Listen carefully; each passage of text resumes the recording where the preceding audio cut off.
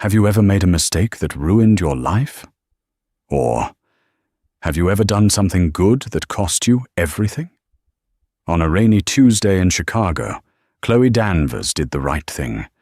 She helped a confused, trembling old woman off the floor while the wealthiest people in the city laughed at them. They pointed fingers. They took photos. They called it pathetic. Chloe lost her job that night. She walked out into the rain with nothing but what nobody in that restaurant knew. Not the cruel manager, not the laughing customers, and certainly not Chloe, was that the homeless woman trembling on the floor held the keys to an empire, and the man coming to find her. He wasn't just a son. He was the one man who could buy and sell everyone in that room. This is the story of how a single act of kindness brought a kingdom to its knees. The Obsidian Lounge was not merely a restaurant, it was a filtration system for Chicago's elite. Located in the heart of the Gold Coast, it was the kind of place where the lighting was always dim, the jazz was live but unobtrusive, and a bottle of sparkling water cost more than the hourly minimum wage. For Chloe Danvers, the Obsidian was a battlefield. At 24, Chloe had the tired eyes of someone twice her age. Her blonde hair was pulled back into a bun so tight it gave her a headache by 6 p.m., a requirement of the strict dress code enforced by the floor manager, Gavin Reed. Table 12 needs a refill on the Pinot. Move, Danvers. You look like you're wading through molasses, Gavin snapped, checking his reflection in the polished brass of the espresso machine. Gavin Reed was a man constructed entirely of insecurity and hair gel.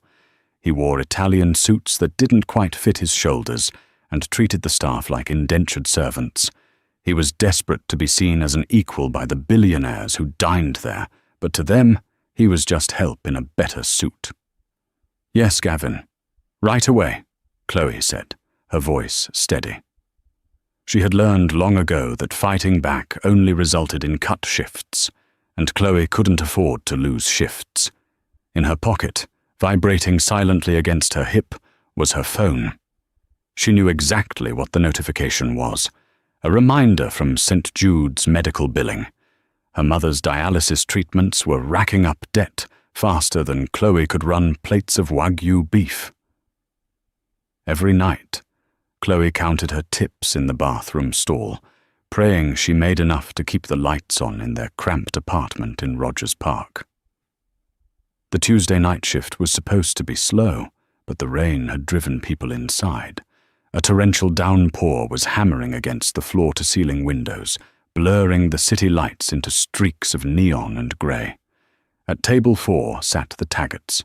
Blake and Courtney Taggart were regulars, the kind of old money couple that made new money nervous. Blake was a real estate mogul who owned half the skyline.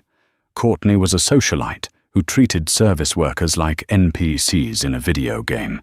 Background noise, barely human. "Excuse me," Courtney snapped, waving a manicured hand as Chloe walked by with the Pinot for table 12. Chloe paused, forcing the professional smile that made her jaw ache. "Yes, Mrs. Taggart. Is everything all right with the bisque?" "It's lukewarm," Courtney lied. The steam was clearly rising from the bowl. "And I specifically asked for the croutons on the side. Now it's soggy. Take it away." I apologize, Mrs. Taggart. I'll have the kitchen remake it immediately." "Don't just stand there," Blake Taggart added, not looking up from his phone. "Fix it, and tell Gavin to comp the drinks. This service is slipping." Chloe took the bowl, her knuckles white against the porcelain. As she walked back to the kitchen, she caught Gavin watching her. He dragged a thumb across his throat. Strike one. The kitchen was a chaotic symphony of shouting chefs and clanging pans, but for Chloe, it was a brief sanctuary from the sharks in the dining room. She scraped the perfectly good soup into the trash, her heart pounding. "Rough night?" asked Diego, the dishwasher, a kind man who had fled Venezuela 3 years prior. "The Taggarts," Chloe sighed, leaning against the stainless steel counter for a microsecond of rest. If I don't make 200 tonight, the electric company is going to cut us off on Friday. Keep your head up, Chica, Diego said softly. Karma watches, even here. Chloe didn't have the heart to tell him that in the Obsidian Lounge, the only karma that existed was the credit limit on an American Express black card. She picked up the fresh bowl, smoothed her apron, and prepared to go back out into the lion's den. She didn't know it yet, but the door was about to open, and the world was about to change. The heavy oak door of the Obsidian Lounge was designed to keep the elements out.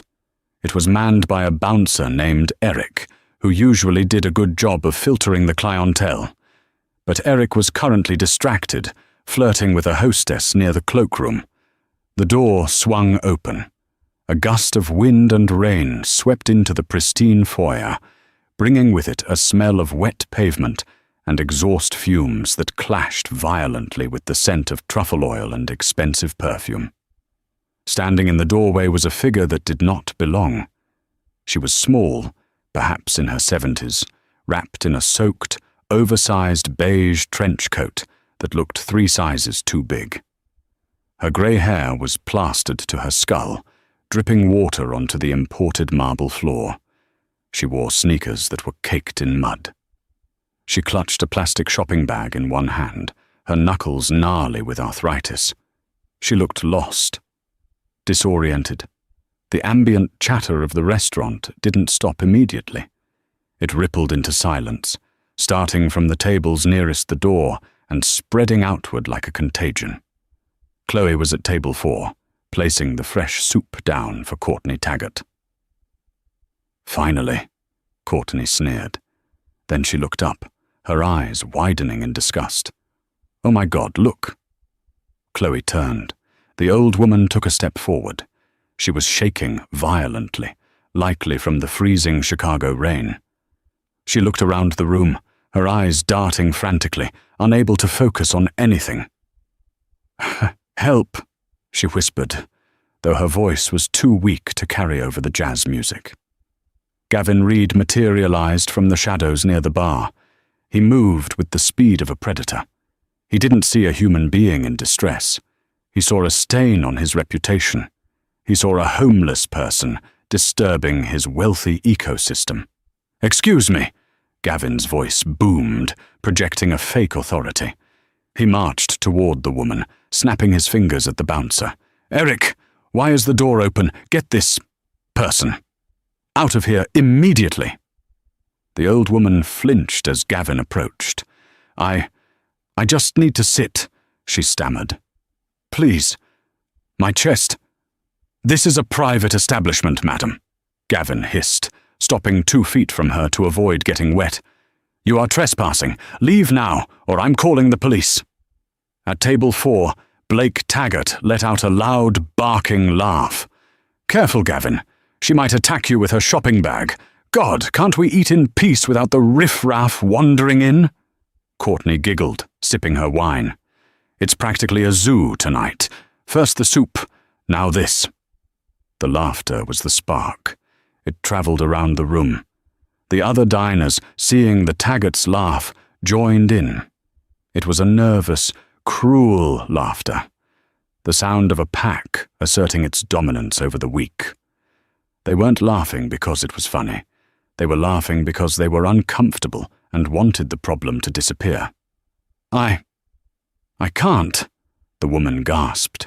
She took another step, her wet sneaker squeaking on the polished marble. And then, it happened. Her legs gave out. It wasn't a graceful fall. It was heavy and painful. She collapsed onto her side, her hip hitting the hard stone with a sickening thud.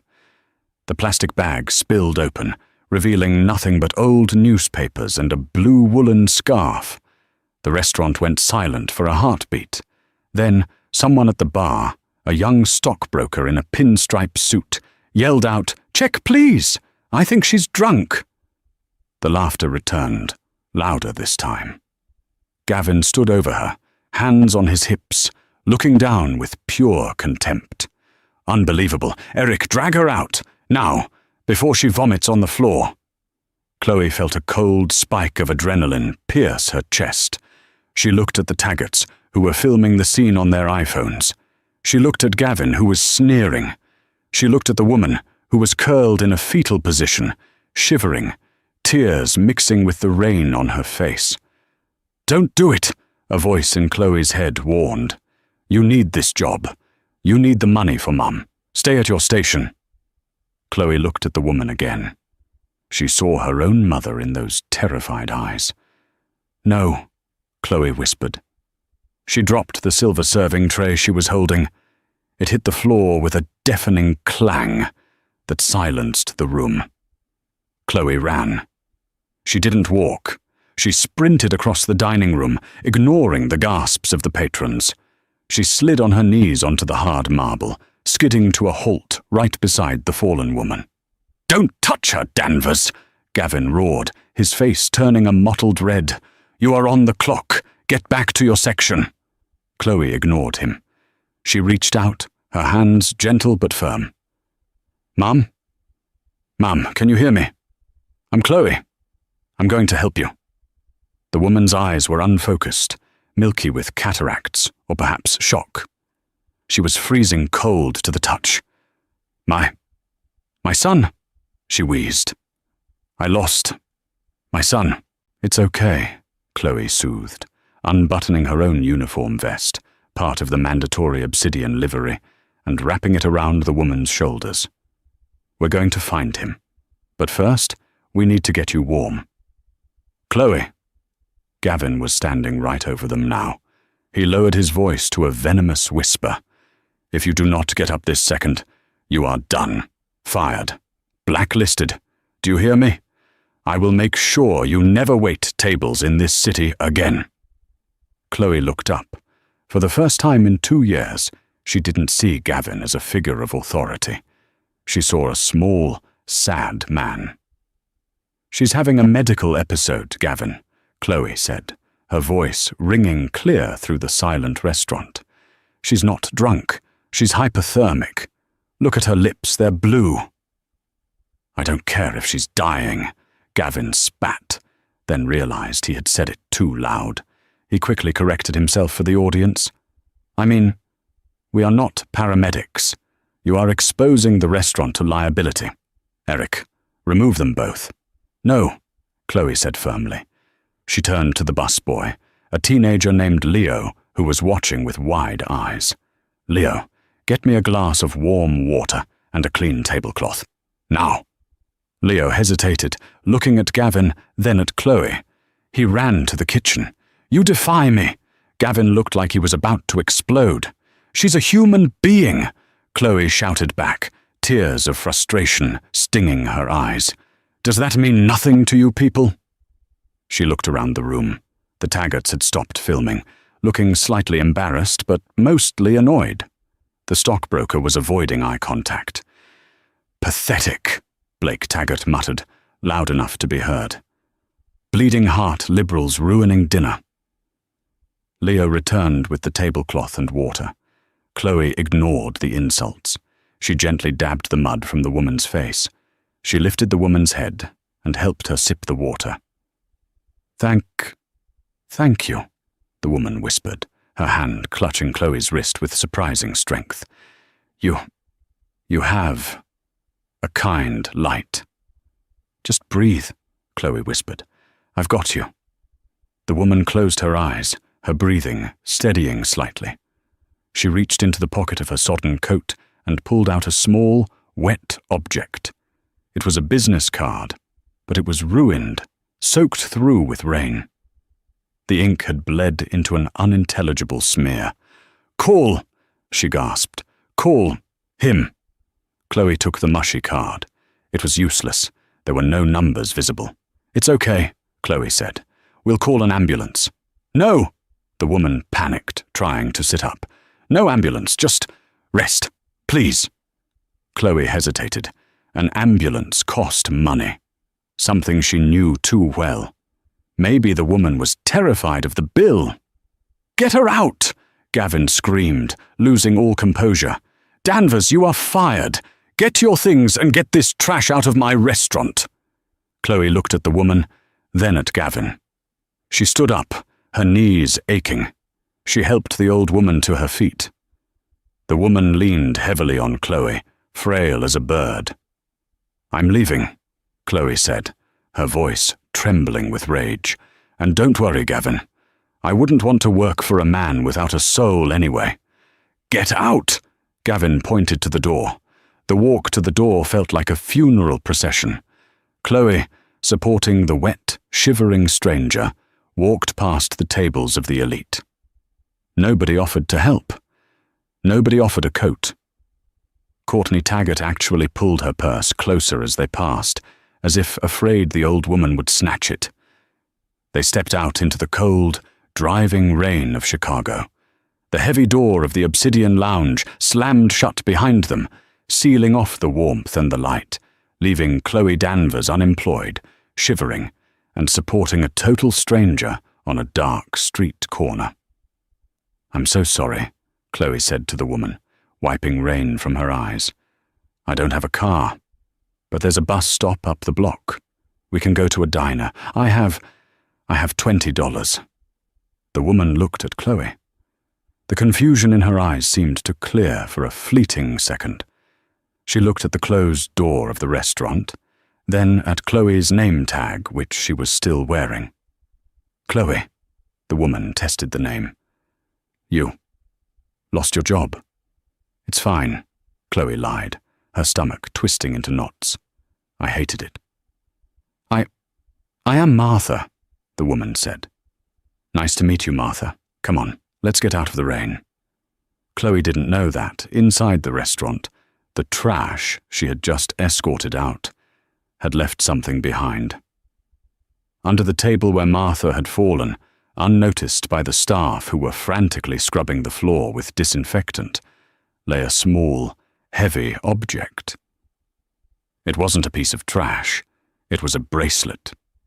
Platinum links, encrusted with yellow diamonds, inscribed on the inside with a single word. Caldwell, and 3 blocks away, a convoy of 3 black Cadillac Escalades was tearing through traffic, running red lights. Inside the lead vehicle, a man was screaming into a phone, his voice laced with the kind of power that could level city blocks.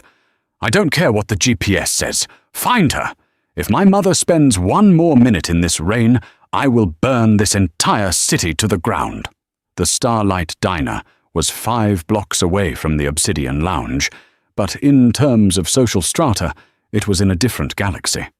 The fluorescent lights buzzed with a dying hum. The linoleum floor was peeling at the corners, and the smell of burnt coffee and bacon grease hung heavy in the air. It was heaven.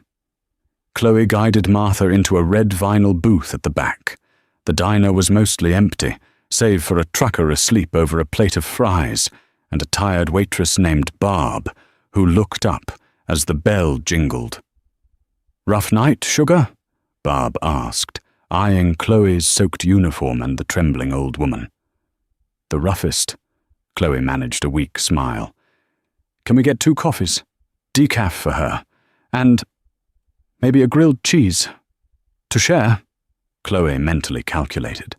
She had $22 in cash. The bus ride home was $3. The coffee would be $4. The sandwich, $8.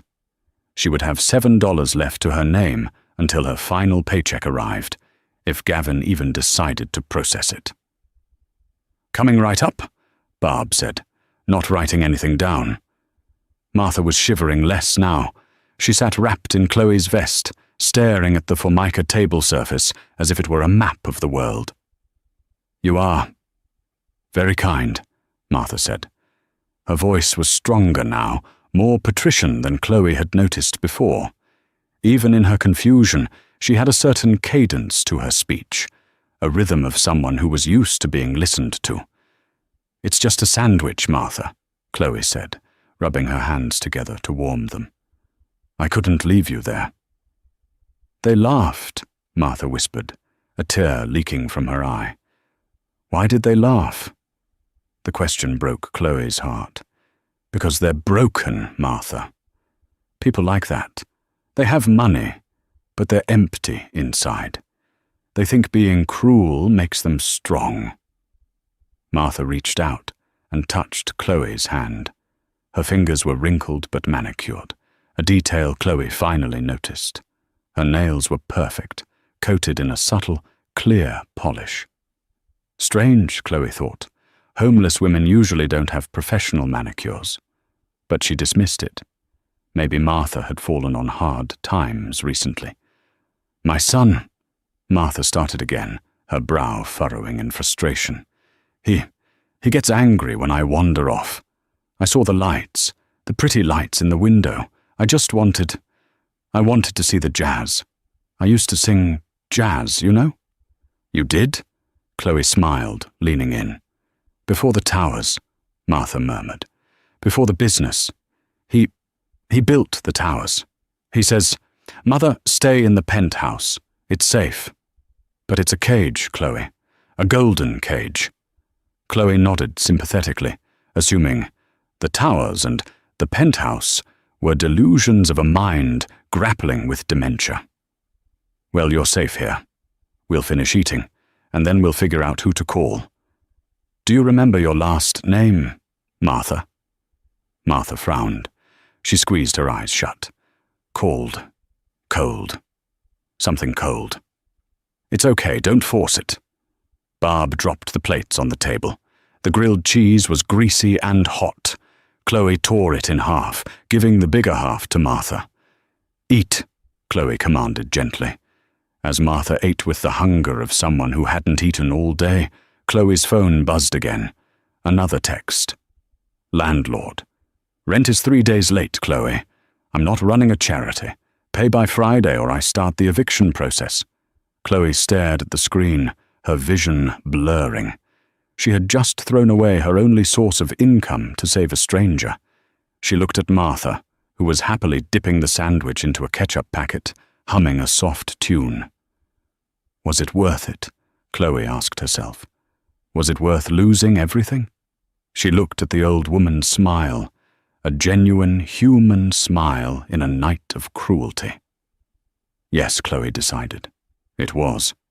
But she had no idea that while she was sharing a $5 sandwich, the most powerful security force in Chicago was tearing the city apart, looking for the woman sitting across from her.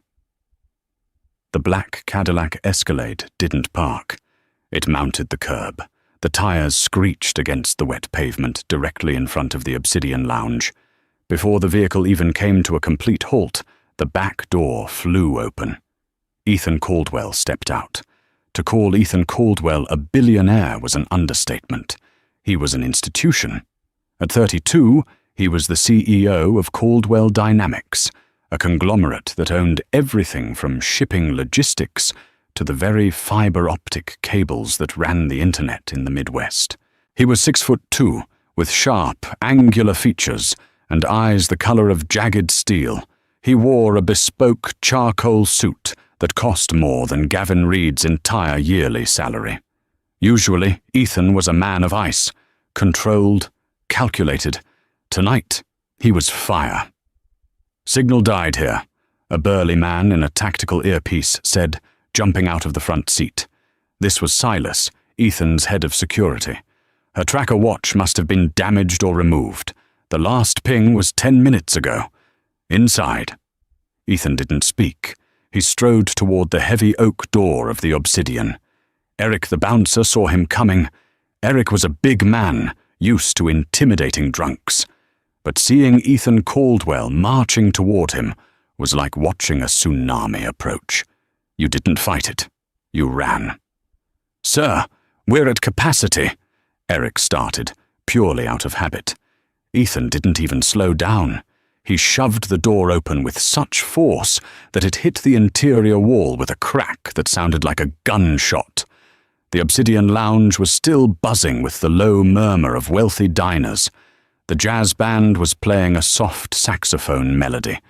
The Taggarts were arguably still complaining about the soup. Then, the atmosphere shifted. It was a primal shift. The air seemed to get heavier. Heads turned, the jazz band faltered and stopped. Ethan stood in the foyer, dripping wet, his chest heaving. His eyes scanned the room, analyzing every face in a millisecond.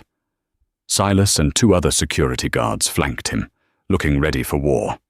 Gavin Reed, who was currently berating a busboy near the bar, looked up. He adjusted his tie, annoyed at the intrusion, not immediately recognizing the man. "Excuse me," Gavin shouted, marching over. "You can't just barge in here. This is a private—" Gavin stopped. He froze. He recognized the face. He had seen it on the cover of Forbes, on the news, on the terrifying rumors whispered in high society circles. Mr. Caldwell." Gavin's voice squeaked, dropping an octave. Ethan ignored him. He looked around the room. "Where is she?" His voice wasn't loud, but it carried to every corner of the room. It was a command. "Where is who, sir?" Gavin stammered, sweat instantly beading on his forehead. We would be honored to seat you. I can clear the best table." Ethan grabbed Gavin by the lapels of his cheap suit and slammed him against the mahogany host stand. A collective gasp went through the room. Blake Taggart dropped his fork. "My mother," Ethan snarled, his face inches from Gavin's. Martha Caldwell. Small, 72. Wearing a beige trench coat. Confused. She was here. The GPS said she was here. Gavin's eyes went wide. His stomach dropped through the floor. The color drained from his face so fast, he looked like a corpse. The homeless woman. The realization hit Gavin like a freight train. The trash he had ordered to be dragged out. The drunk everyone had laughed at. I, Gavin stuttered, unable to form words. "Speak!" Ethan roared, shaking him. There was a woman," Gavin whispered, trembling. "But she looked. She was causing a disturbance. We didn't know. She looked like a beggar." Ethan released Gavin, shoving him backward. Gavin stumbled and fell, knocking over a vase of lilies. "You threw her out?" Ethan asked, his voice deadly quiet. "In this storm?" She fell," Gavin babbled, trying to defend himself as the diners watched in horror. "She was wet and dirty. We have standards, Mr. Caldwell. We have a reputation." "Your reputation?" Ethan laughed, a cold, terrifying sound. "You threw a 70-year-old woman with Alzheimer's into the freezing rain because she ruined your aesthetic? I had to." Gavin pointed a shaking finger at the door. "But the waitress, Danvers, she took her. It was Danvers' fault. She dragged her out." Ethan turned to Silas. "Find the waitress. Find my mother. Now." "Sir," Silas barked into his radio. "Grid search. 3-block radius. Look for a waitress in uniform and the VIP." Ethan turned back to the dining room, his eyes locked onto table 4. He saw Blake and Courtney Taggart. He walked slowly towards them. Blake Taggart, a man who usually bullied contractors for sport, shrank into his chair. "You," Ethan said, pointing at the phone sitting on the table. "You were filming." No, Blake stammered. "Give it to me." Blake handed the phone over with a shaking hand. Ethan unlocked it. The password was 1234, pathetic, and played the last video. On the screen, Ethan watched the footage. He saw his mother, his frail, sweet mother, who had raised him alone after his father died, shaking on the floor. He heard the laughter. He heard Courtney's giggle. He heard the stockbroker yell, "Check, please!" And then he saw the blonde waitress. He saw her drop the tray. He saw her kneel. He saw her wrap her vest around his mother. He heard her voice. "She's a human being." Ethan watched the waitress help his mother up and lead her out, while Gavin screamed at her to get out. Ethan looked up from the screen. He looked at Blake Taggart. "You laughed," Ethan said softly. It was a misunderstanding," Blake said, sweating. "She looked." Ethan smashed the phone onto the table. The screen shattered into 1,000 diamonds of glass. "Silas," Ethan said, not looking back. "By the building." The room went dead silent. "Sir?" Silas asked from the doorway. "This building," Ethan said, buttoning his suit jacket. "Buy it. Tonight. I want the lease, the land, the brick, the mortar. I want to own the ground these people are standing on." "Consider it done, sir."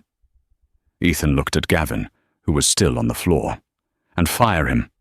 Fire everyone. Close this place down. Now." "You can't do that!" Gavin shrieked. "This is a business!" "It was a business," Ethan corrected. "Now it's mine, and I'm closing it." He turned to the diners. "Get out, all of you. You have 5 minutes before I have you arrested for trespassing on my property." It was pandemonium. People scrambled for their coats. Food was left uneaten. Wine was spilled.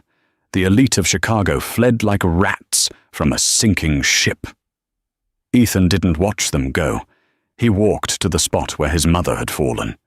He crouched down. There, half hidden under the leg of a chair, something sparkled. He picked it up. The platinum bracelet. Caldwell. He clutched it in his fist until it hurt. "Find her, Silas," Ethan whispered, his voice cracking with emotion.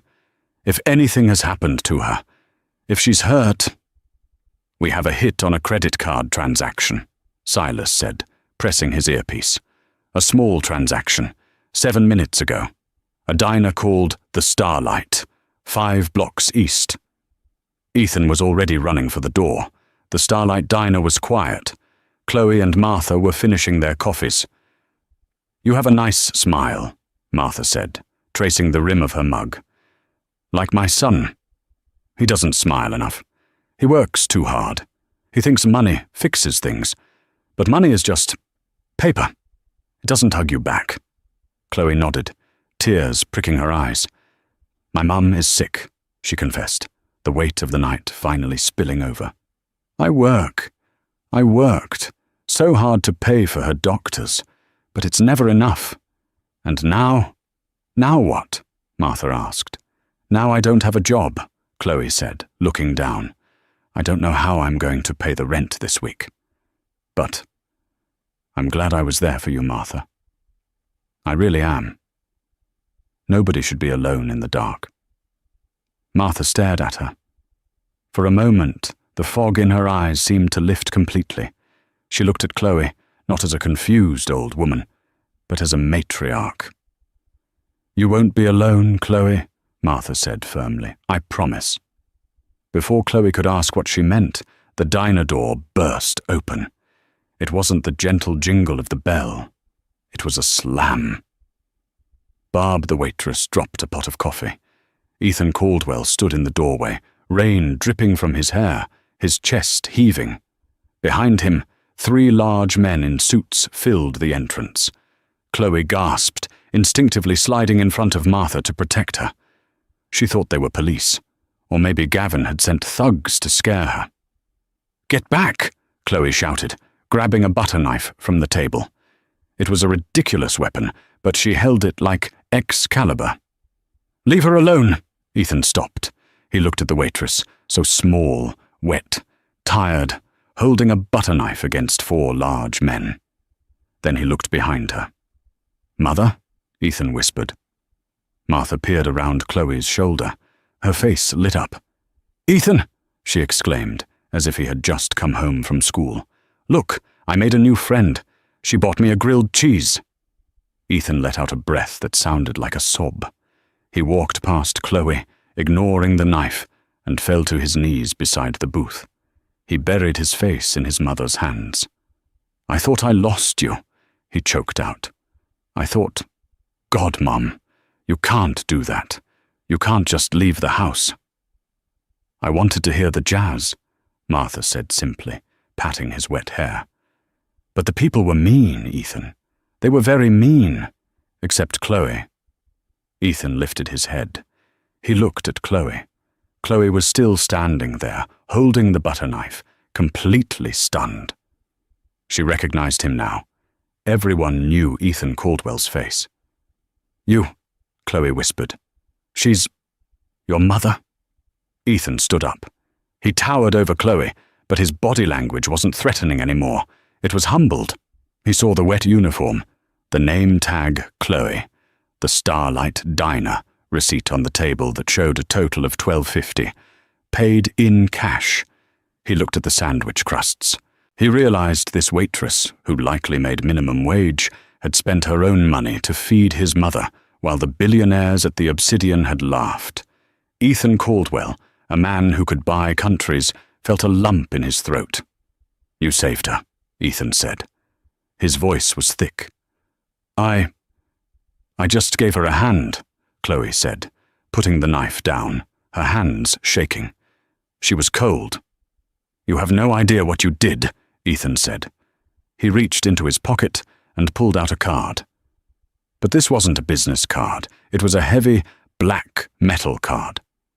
"Silas," Ethan said without looking away from Chloe.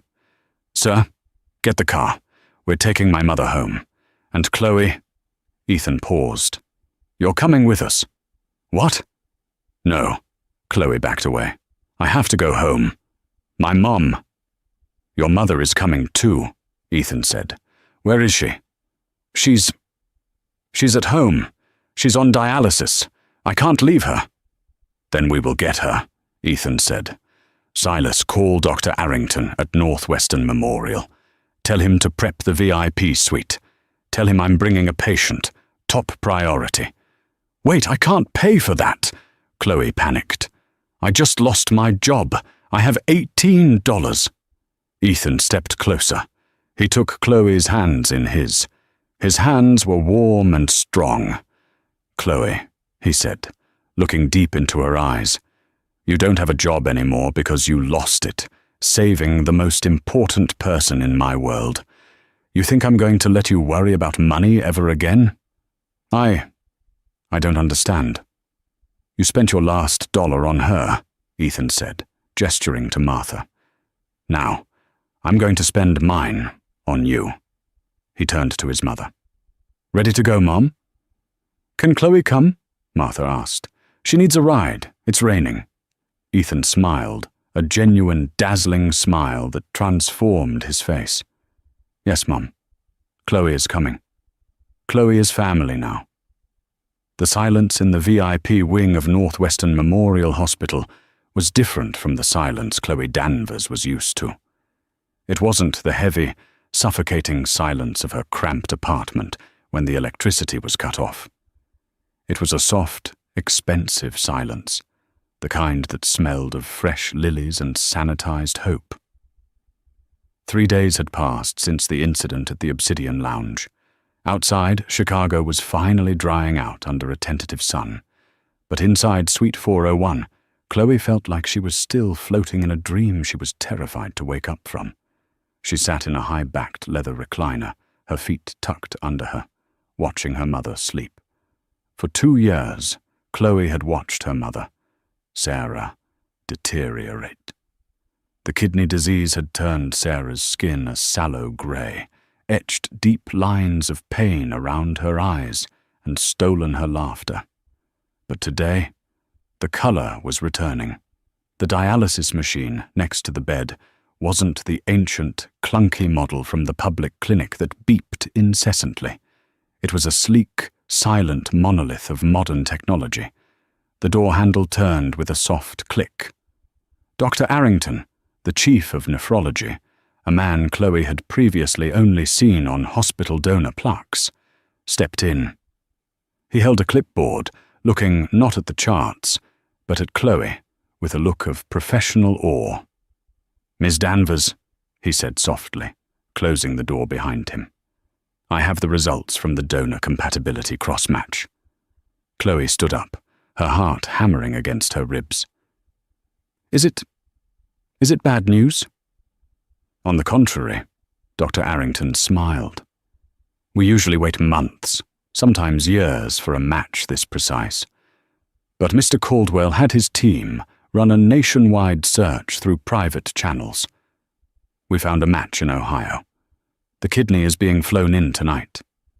We operate tomorrow morning." Chloe's legs gave out. She sank back into the chair, covering her face with her hands. "Tomorrow? But the cost." "Doctor, I haven't even received the bill for the room yet. A transplant, the anti-rejection meds, that's hundreds of thousands of dollars. I have $18 in my bank account." "The account is flagged. Caldwell Private, Chloe," the doctor said gently. "Mr. Caldwell has established a medical trust in your mother's name. It covers the surgery, the recovery, and 5 years of post-op care. You will never see a bill." Chloe sobbed. It was a raw, guttural sound of relief that she had been holding back for 24 months. The weight of the world, which had been crushing her spine, simply vanished. She didn't hear the door open again. She didn't realize she wasn't alone until a warm, firm hand touched her shoulder. "Breathe, Chloe." She looked up through her tears to see Ethan Caldwell. He looked different than the terrified son in the rain or the vengeful titan in the restaurant. He was wearing a soft navy sweater and jeans. He looked tired, but his eyes were clear. "You did this," Chloe whispered, standing up to face him. "Ethan, I can't. I don't know how to repay you. I can't ever repay you." "Repay me?" Ethan let out a dry, incredulous laugh. He walked to the window, looking out over the skyline he essentially owned. "Chloe, do you know what the doctors told me about my mother?" Chloe shook her head, wiping her eyes. "They said her core temperature was 89 degrees when we got her into the car. If she had been on that cold floor for 10 more minutes, or if she had walked to the bus stop alone." He paused, his voice cracking. "I have billions of dollars, Chloe. I have armies of lawyers and security guards. But none of that could save her. Only you could. You bought me time. You bought me my mother back. There is no price tag on that." "She's a sweet woman," Chloe said softly. "She told me about the jazz." Ethan turned, a faint smile playing on his lips. "That's actually why I'm here. I need to show you something. My driver is downstairs. Sarah is in good hands with the nurses. Will you come with me?" The drive through the Gold Coast was silent. Chloe sat in the back of the Bentley, watching the city roll by. When the car slowed down, her stomach tightened. They were back. The Obsidian Lounge. The building looked ominous in the daylight. The windows were dark. A crude paper sign taped to the glass read, "Closed for renovations." "Why are we here?" Chloe asked, her voice trembling slightly. The memory of Gavin screaming and the Taggart's laughter was still fresh. "Because I need to exorcise a ghost," Ethan said. "And I need your help to do it." He opened the door for her, the heavy oak door that she had been thrown out of just 72 hours ago, was now unlocked. They stepped inside. The restaurant was a tomb. The tables were still set with white linens, now gathering a fine layer of dust. The vase of lilies that Gavin had knocked over was still on the floor. The flowers dead and brown. The air smelled of stale wine and abandonment. 40 years ago, Ethan's voice echoed in the empty cavern. This wasn't a pretension factory. It was a jazz club called the Blue Note. My father proposed to my mother right there. He pointed to the spot where table 4, the Taggart's table, sat. That's why she came back, Chloe realized. She wasn't just wandering. She was looking for him. She was looking for the music, Ethan corrected. She told me that when she walked in, she expected warmth. She expected soul. Instead, she found this. He gestured disdainfully at the gold leaf molding and the velvet ropes. She found a place that excludes people to make them feel important. Ethan walked over to the bar, where Gavin used to hold court. He ran a finger along the mahogany. I destroyed them, you know, Ethan said calmly. Who? Gavin, The Taggarts, the others. Chloe moved closer. What did you do? Gavin Reed will never work in hospitality in this hemisphere again. I made a few phone calls. His reputation is ash. As for the Taggarts, Ethan pulled out his phone and tapped the screen, handing it to Chloe. It was a news article from the Chicago Tribune. Real estate mogul Blake Taggart ousted by board amidst viral bullying scandal. A video surfaced, Ethan explained. Someone at the bar recorded everything. The internet is a cruel judge, Chloe, but occasionally it is a just one. The Taggarts are social pariahs. They've lost their investors, their country club memberships, and their dignity. They are currently hiding in a rental house in the Hamptons. Chloe looked at the phone, then at Ethan. I didn't want revenge, Ethan. I just wanted them to be kind. They aren't capable of kindness, Ethan said, taking the phone back. But you are. He reached into his pocket and pulled out a heavy set of brass keys. He took Chloe's hand, turning her palm up, and pressed the cold metal into her skin. I bought the building, Chloe. The land, the bricks, the wine cellar, everything. Okay, Chloe said, confused. So you're going to turn it into offices? No, I'm giving it to you. Chloe froze. She stared at the keys. What? I want you to open a restaurant, Ethan said, his eyes intense and unblinking. Not the obsidian. Something real. Something with the spirit of the Blue Note. I've set up an operating account with $2 million in seed money. The building is rent-free, forever. Ethan, stop. Chloe backed away, shaking her head. I'm a waitress. I take orders. I don't give them. I can't run a business. I dropped out of college to pay for dialysis. I'm not one of you. Exactly, Ethan said, stepping into her space. That is exactly why you have to do it. If I give this to a restaurateur, they'll turn it into another overpriced trap. But you felt the pain of being thrown out of here. You know what it feels like to be hungry. He placed his hands on her shoulders. I have one condition, Chloe. Only one. What? She whispered. You never turn anyone away. If they can pay $100 for a steak, fine. If they have nothing but lint in their pockets, they eat for free. You feed the body, and you feed the soul. Can you do that? Chloe looked around the silent, dark room. She imagined it, not as it was, but as it could be. She saw the velvet ropes gone. She saw warm light. She heard jazz. She saw her mother, healthy, sitting at a table. She saw Martha laughing. She closed her hand around the keys. I'll call it Martha's, she said.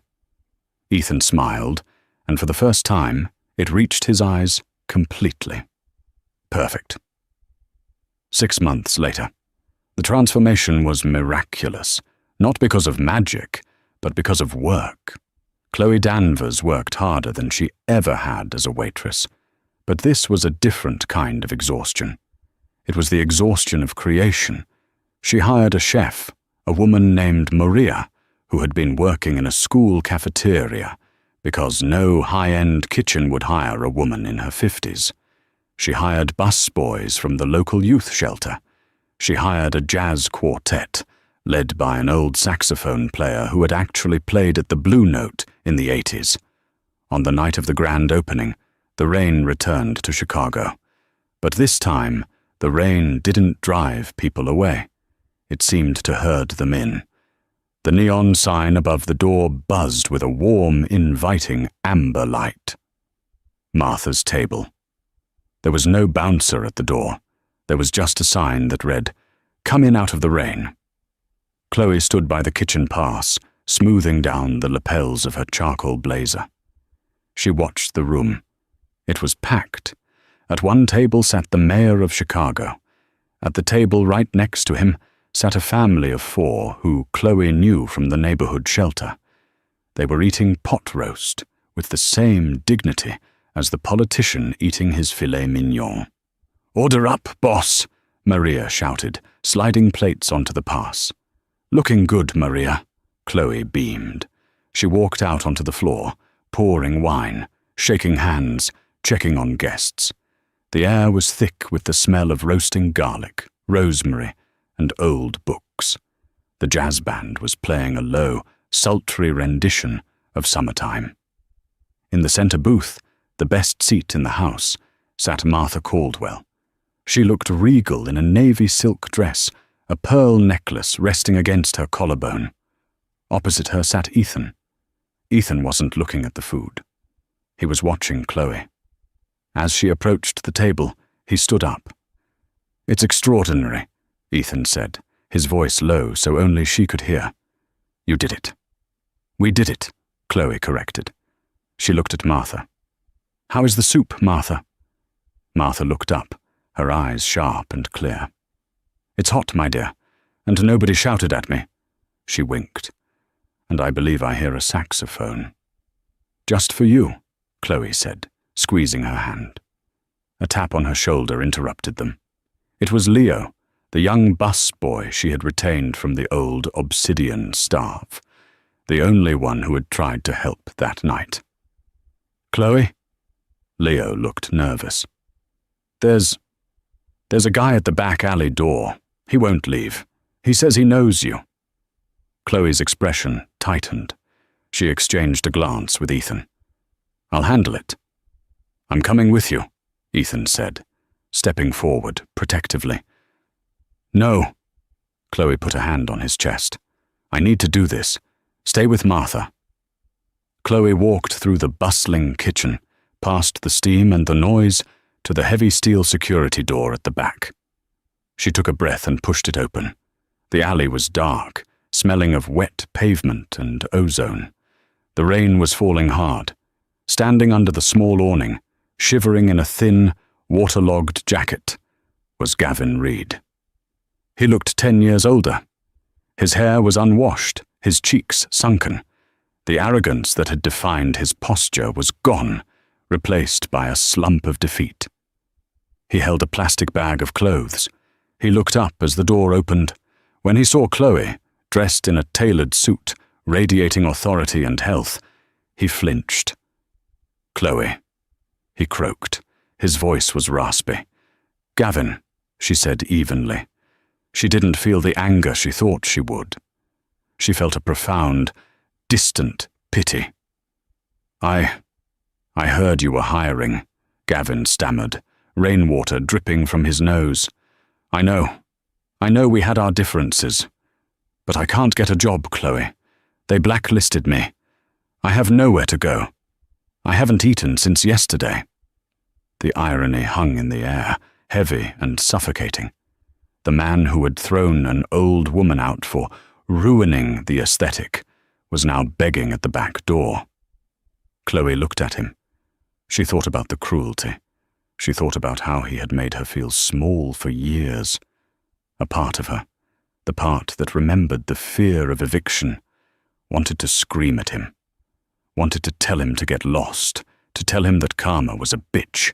But then she heard the music drifting from inside. Martha's table. If I turn him away, Chloe thought, I become him. "We aren't hiring, Gavin," Chloe said firmly. "I can't trust you with my staff or my customers.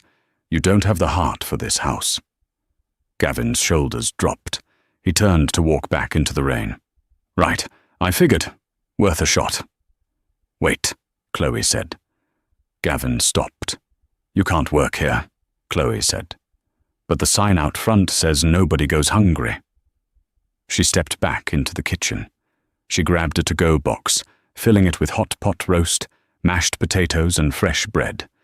She grabbed a bottle of water and a hot coffee.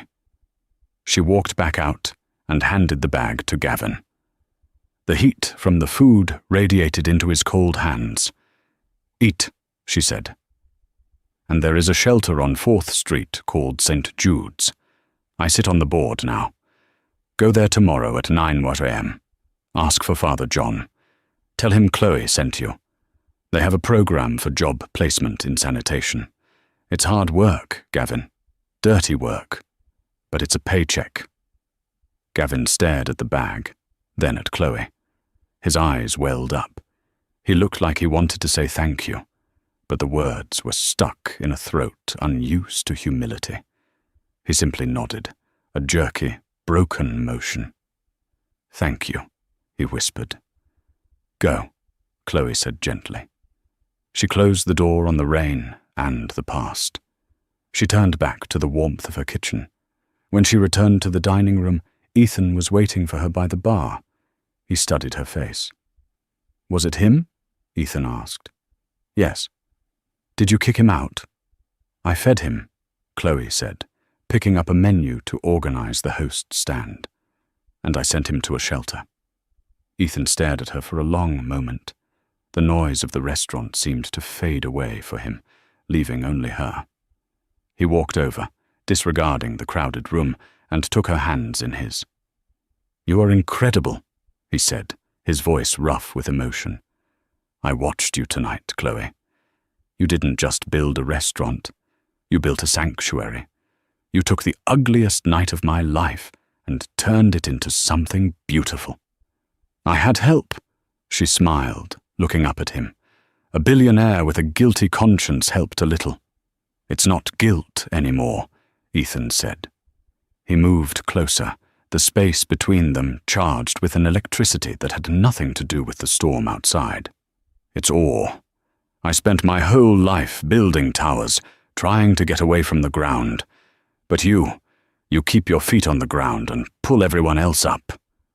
He brought her hand to his lips, kissing her knuckles, rough from years of hard work, now holding the keys to her own kingdom. "My mother was right," Ethan whispered against her skin. "About what?" "She said you had a light. I didn't see it at first because it was so dark in here. But now, it's the only thing I see." Chloe felt a blush rise to her cheeks, but she didn't pull away. "So what happens now, Mr. Caldwell?" "Now?" Ethan smiled, and he gestured to the dining room, where the staff was laughing, the guests were eating, and Martha was humming along to the saxophone.